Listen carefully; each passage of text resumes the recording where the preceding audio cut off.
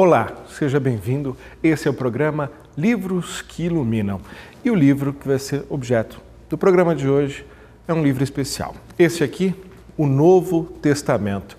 Na verdade, um conjunto de livros que formam o marco inicial do cristianismo. E quem vai conversar sobre essa obra conosco é ninguém menos que o tradutor dela, Haroldo Dutra Dias.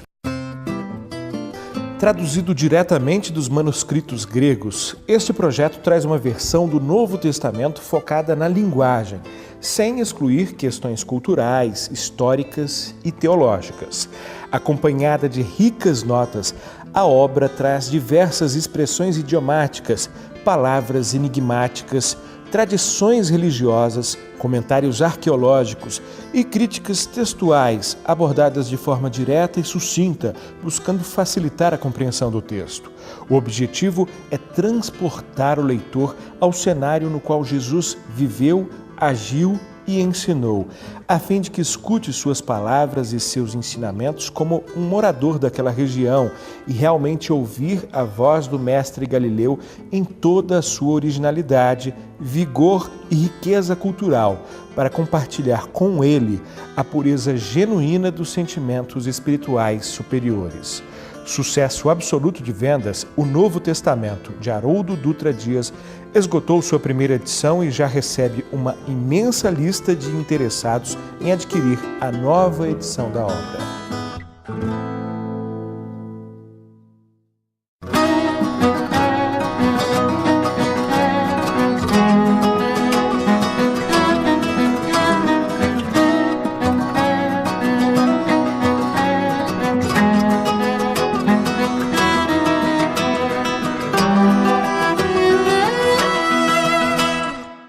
Haroldo, muito obrigado por ter aceito o nosso convite.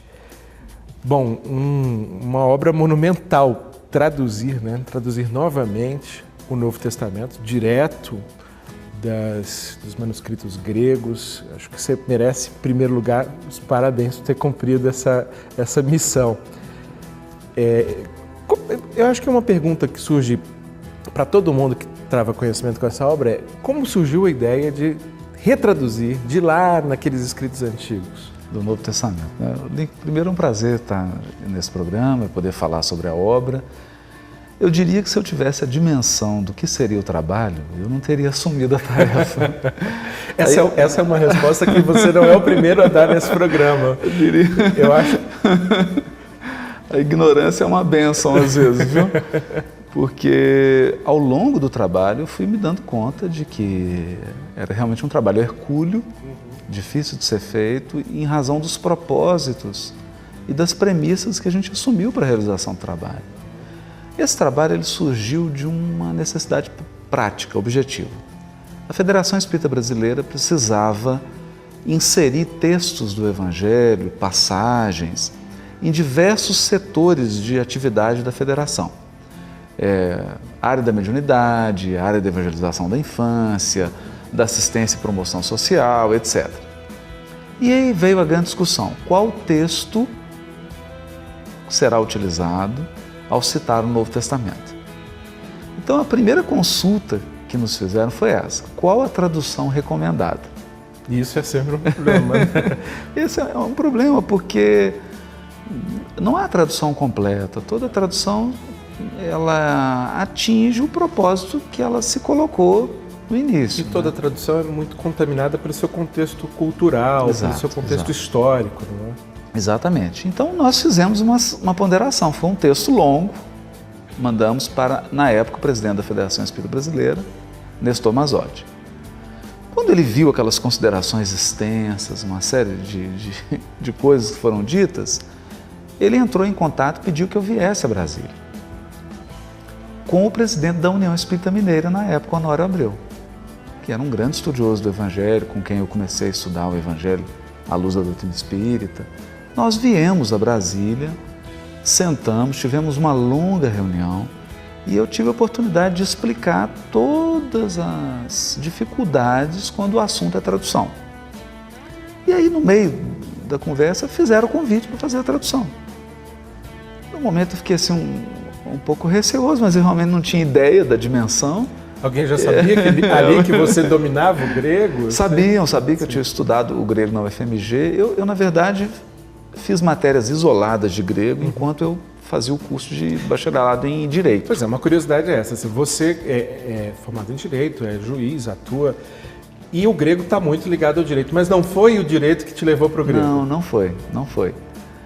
Na verdade, o direito tem uma vinculação muito grande com o latim. Sim, claro. E a filosofia tem uma vinculação muito com o grego. E quando você vai para essa área de filosofia do direito, essa parte mais filosófica, acaba estudando um pouco de grego. Mas não foi isso, o meu interesse era pontual mesmo. Eu queria um aproximado texto do Novo Testamento e ler outros clássicos da literatura grega, principalmente obras de filosofia. Mas o foco era o Novo Testamento. E quando eu cheguei aqui para essa conversa, já estava definido, já sabiam que eu lidava com texto grego e propuseram uma tradução. Vamos fazer uma tradução então. Bom, aí eu pedi um tempo para fazer um exame do panorama. Aí eu examinei 108 traduções em 8 idiomas. Então pegamos assim, Alemanha, Itália, Espanha, Inglaterra, Estados Unidos, o próprio Brasil, Portugal, para ter uma ideia de quais são as traduções mais famosas nesses países e qual a característica de cada uma delas. Com esse levantamento, eu pude perceber que toda tradução ela tem um público-alvo, ela tem um objetivo muito específico e que a esmagadora maioria das traduções tinha um objetivo teológico. A tradução se destinava a oferecer subsídio para grupo religioso. Ela dará à luz um filho, e o chamarás pelo nome de Jesus, pois ele salvará o seu povo dos seus pecados. Antes, a gente vai tentar aprofundar muito nesse processo, mas eu queria que você já trouxesse para o nosso telespectador uma curiosidade, por exemplo, de uma expressão idiomática que te surpreendeu, assim, uma pesquisa, aquilo não era exatamente o que aparentava. Bom, eu tive um caso muito engraçado. Tinha um rapaz que coordenava uma reunião de estudo do Evangelho e ele me ligou perguntando: olha, Haroldo, eu estou com um problema sério aqui. O grupo ia muito bem, estava tudo caminhando muito bem, até chegar um novato. E o novato fez uma pergunta que a gente estava estudando a passagem, e era aquela em que Jesus se refere a João Batista, e ele diz assim: que fostes ver no deserto? Uma cana sacudida, agitada pelo vento? E o novato levantou a mão, a gente falou assim: pois não. Ele disse assim: tem cana no deserto? E aí todo mundo ficou desconcertado. Nós vamos pesquisar esse assunto, agora não temos condição de responder. E ele ligou. Eu falo: olha, cana agitada pelo vento é uma expressão idiomática. Assim como engolir sapo, chutar o pau da barraca, chover canivete, você não interpreta uma expressão idiomática ao pé da letra, porque ela tem um sentido no conjunto. Ela tem um sentido funcional. É num uso da língua que aquilo faz sentido. Não sendo naquele uso, não faz sentido. Bom, Haroldo, já estou percebendo que um programa vai ser pouco para tratar desse livro, mas a gente deixa um gostinho no ar. Nós vamos fazer agora um pequeno intervalo e a gente volta daqui a pouquinho conversando esse bate-papo gostoso sobre o Novo Testamento que você traduziu. É só um instante, a gente já volta com o programa Livros que Iluminam.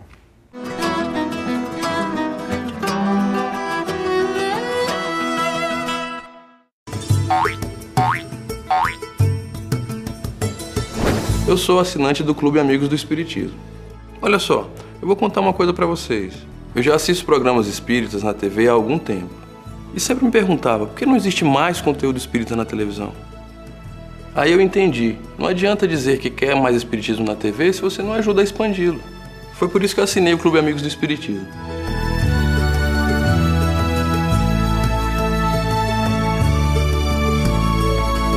Os DVDs que eu recebi são sensacionais. Palestras, videoaulas, documentários, animações. Eu fiquei assim.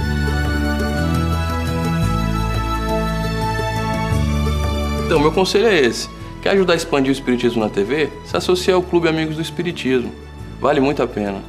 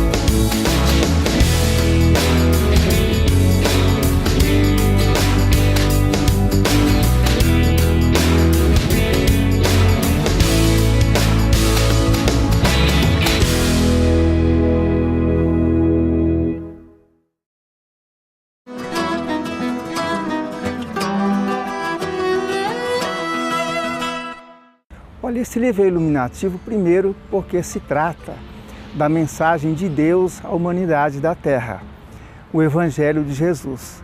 E conforme sabemos, essa obra ela foi traduzida por Haroldo Dutra diretamente da língua original para o português, do grego para o português. E nós sabemos que as traduções são como recados que alguém nos transmite. Como ele fez isso direto, a obra dele é muito importante, porque traz para nós mais fidelidade. Além disso, é uma obra riquíssima em circunstâncias, em situações adjacentes aos atos principais, por isso se torna extremamente iluminativa.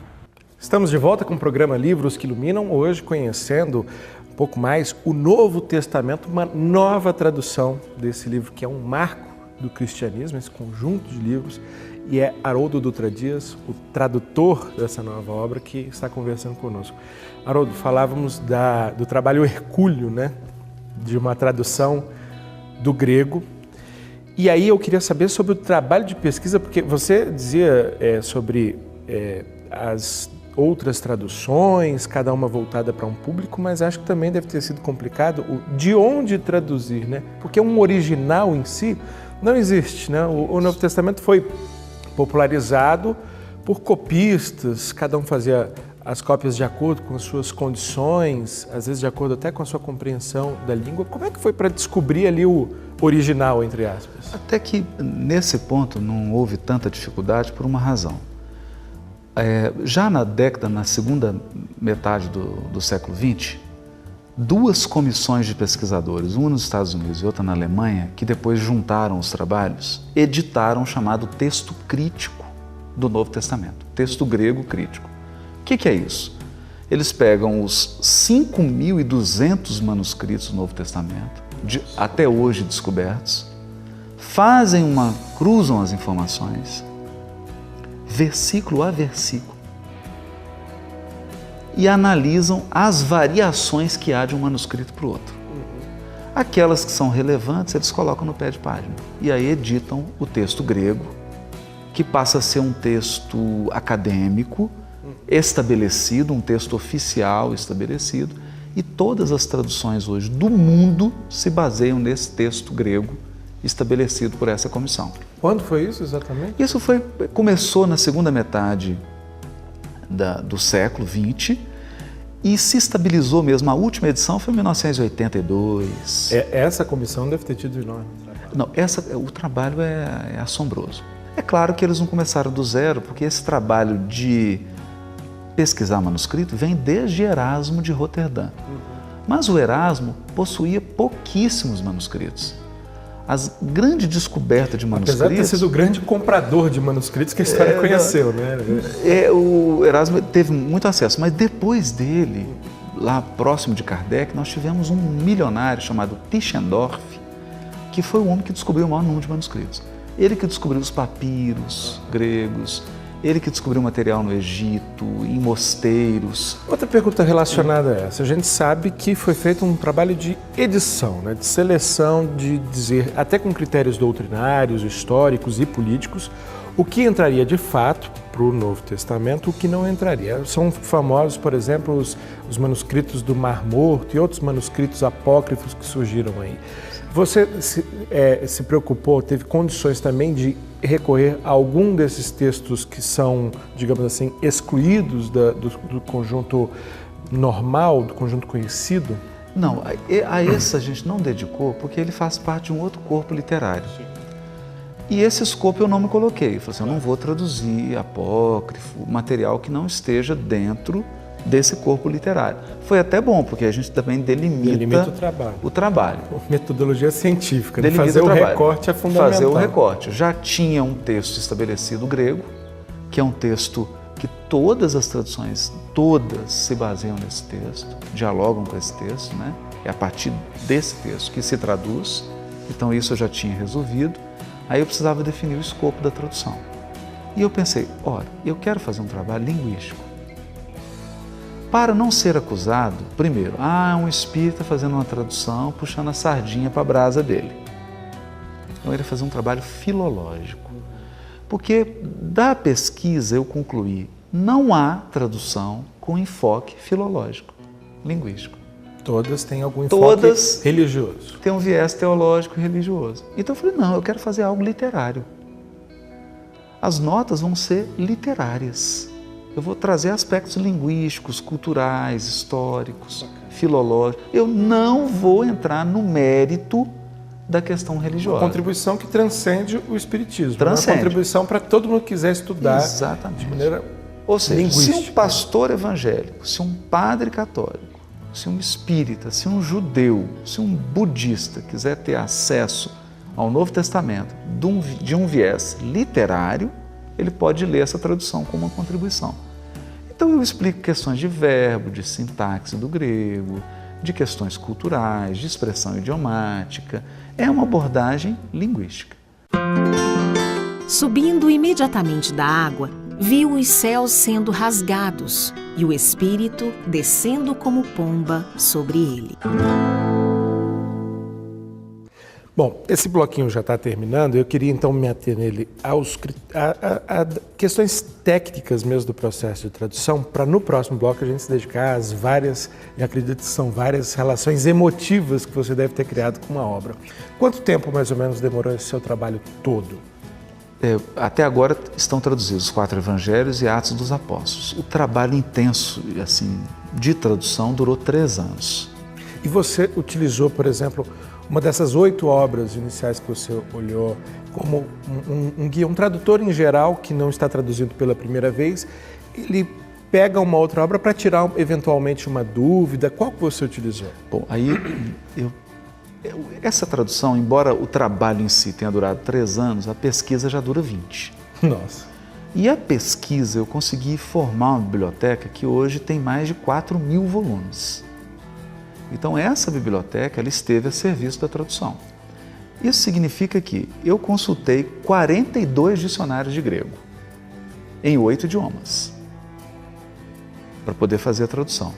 Tem um dicionário que eu consultei, por exemplo, que é o Kittel, eles são 10 volumes, cada volume 1.000 páginas. Nossa. Fora dicionários, enciclopédias bíblicas, comentários, porque você tem obras eruditas. Chega um momento que você estava raciocinando em grego já. Você fica mergulhado. Sonhava em grego. Você fica naquele universo. E é trabalhoso porque a informação está muito espalhada. O difícil era reunir a informação. Sem dúvida. Então, muitos comentários de eruditos que comentam, por exemplo, o Evangelho de Mateus. Então, eu consultei um comentário, por exemplo, do Davis. Eles são 3 volumes, cada volume 1.200 páginas. A pessoa vai a fundo, são trabalhos acadêmicos mesmo, mas eles fornecem muito subsídio. E aí você traz muito dessas notas, desses comentários para dentro do seu livro, por isso que com os 4 evangelhos e o Atos dos Apóstolos já é um volume respeitável. Um volume grande, né? Bom, eu quero deixar tempo para o nosso bate-papo sobre a sua relação afetiva, que certamente você criou com essa obra, mas o tempinho já está acabando, então a gente faz mais um rápido intervalo e já volta com o programa Livros que Iluminam, hoje conhecendo mais a fundo o Novo Testamento na tradução de Haroldo Dutra Dias. É só um instante.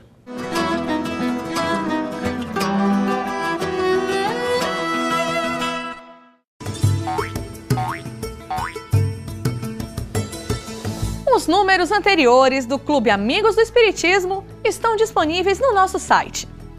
As revistas que viram pôster e têm 2 DVDs, com documentários, animações e videoaulas, podem ser adquiridas individualmente. Se você já é sócio, complete a sua coleção. Se ainda não é, escolha os números que desejar.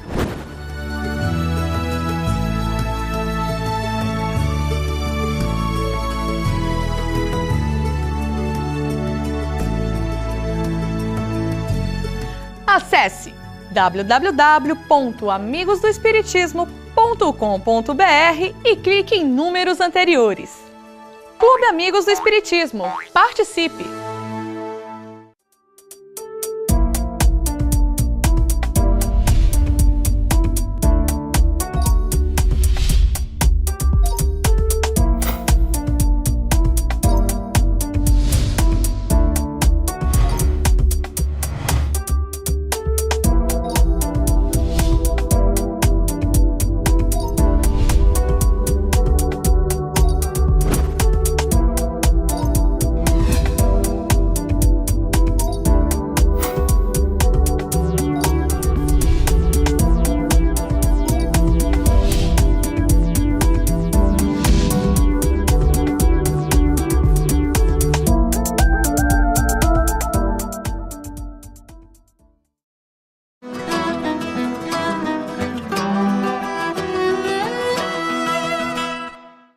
Eu considero o estudo do Evangelho através deste livro fascinante, porque além da tradução ser direta do grego para o português, nós temos o contexto da época em que Jesus viveu, as suas palavras, o que o povo pensava, as expressões, como é que o povo vivia.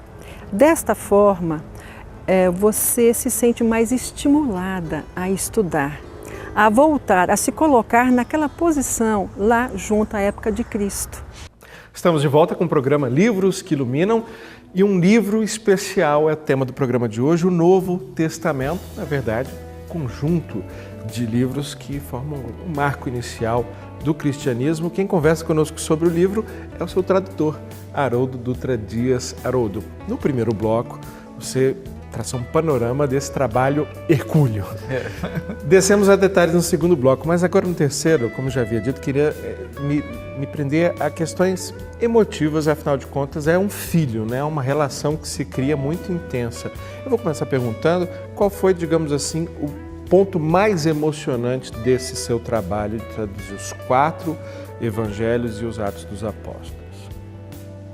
No processo da tradução, você faz um mergulho muito profundo no texto. E eu comecei a ter uma experiência, além de uma experiência espiritual, emocional, uma experiência literária. Porque quando você passa de Mateus para Marcos, de Marcos para Lucas, de Lucas para João, depois volta Lucas, Atos dos Apóstolos, você começa a entrar no espírito de cada um deles. No que o motivou a escrever a obra, na maneira de cada um narrar, na abordagem de cada um deles. E você começa a experimentar aquilo que eles estão querendo transmitir. O que eu posso dizer é que os autores dos livros do Novo Testamento, eles são pessoas emotivas, eles estão querendo transmitir uma emoção mesmo. Que transborda no caso deles, né? Transborda, uma profunda experiência. A verdade, a sensação, né, assim, é que um meteoro caiu na Palestina, né? Um grande meteoro chamado Jesus, e eles ficaram assombrados. Né? E esse assombro eles procuram transmitir na obra que eles estão escrevendo. Pois quem fizer a vontade de Deus, esse é meu irmão, irmã e mãe. E tem alguma passagem específica da vida de Cristo, tanto dos evangelhos como dos Atos dos Apóstolos, que te tocou, que possa ter te dado mais trabalho por algum motivo, desde o técnico até o trabalho sentimental, que é chegar naquele determinado ponto? A parte que me emociona profundamente, 2 momentos aí nessa tradução, são as parábolas de Lucas, porque elas têm uma força, uma riqueza linguística, emotiva, da própria metáfora do texto, e o Evangelho de João. Os voos que ele faz, assim, que são fascinantes, né? A maneira como ele... é muito emocionante. Mas a emoção mesmo, quando você está mergulhado no processo da tradução, o autor, ele vai te levando a um clímax. E o clímax é a crucificação. Bom, como eu previ, o tempo acabou muito antes do tema acabar. A gente conversaria aqui pelo menos mais uns 500 versículos, né, sobre essa maravilhosa obra. Mas rapidamente, para a gente acabar. O livro esgotou muito rapidamente e são inúmeros os pedidos. E sei que você já está trabalhando no restante, né, do Novo Testamento. Eu acho que deve ter muita gente na expectativa do Apocalipse, né? Exatamente. Todo mundo. Então eu queria que você falasse rapidamente sobre essa nova fase do trabalho e sobre a nova edição. Nós temos 2 notícias boas, né? A primeira é que esse mês, ou início do mês que vem, teremos uma reimpressão dessa obra. Então, estamos no comecinho de 2013. Isso. Então, março de 2013, uma reimpressão para atender um pouco essa demanda reprimida. O plano é que em dezembro de 2013 seja o lançamento da 2ª edição, revista, corrigida e ampliada, com a presença dos 27 livros do Novo Testamento, de Mateus a Apocalipse. Passando pelas maravilhosas epístolas de Paulo. Principalmente as de Paulo. Bom, quero agradecer muitíssimo mais uma vez a você, Haroldo Dutra Dias, por conversar conosco, dedicar seu tempo e dar mais uma vez os parabéns por esse trabalho fabuloso, viu? E agradeço a você que nos acompanhou mais uma vez no programa Livros que Iluminam. Até uma próxima edição.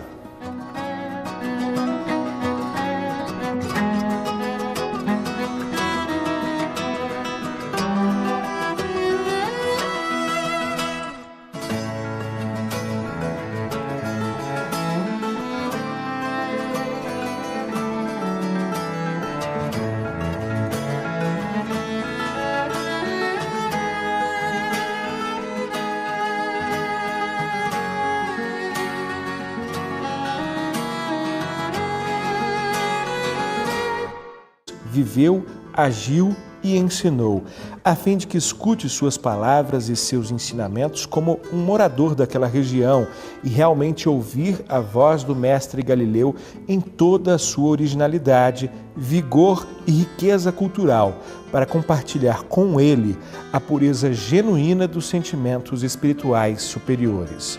Sucesso absoluto de vendas, o Novo Testamento, de Haroldo Dutra Dias, esgotou sua primeira edição e já recebe uma imensa lista de interessados em adquirir a nova edição da obra.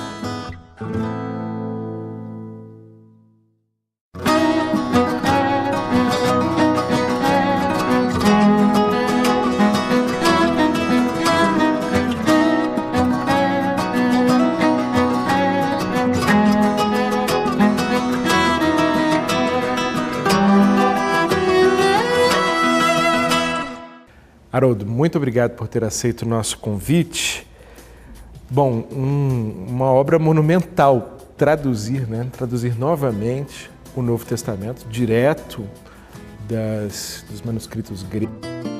Traduzido diretamente dos manuscritos gregos, este projeto traz uma versão do Novo Testamento focada na linguagem, sem excluir questões culturais, históricas e teológicas. Acompanhada de ricas notas, a obra traz diversas expressões idiomáticas, palavras enigmáticas, tradições religiosas, comentários arqueológicos e críticas textuais abordadas de forma direta e sucinta, buscando facilitar a compreensão do texto. O objetivo é transportar o leitor ao cenário no qual Jesus